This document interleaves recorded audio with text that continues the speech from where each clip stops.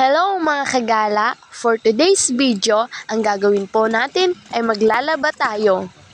Isang pares nga lang po ang lalaban ko pang uniform kasi po hindi po nasama ng aking mama ang aking uniform. Siyempre, kailangan natin maglaba muna, maglinis ng bahay bago gumala. Kaya bilin ko sa inyo mga kagala, bago gumala, kailangan maglinis ng bahay at gawin ang mga gawain sa bahay. Ayan po, nilaban ko na rin po ang aking sapatos, tsinelas para may maisuot sa ating paggagala. Dito po pala ako naglalaba sa aming mahiwagang balon dahil po wala po kaming bombahan, wala po kaming gripo, kaya po sa mahiwagang balon po ako naglalaba.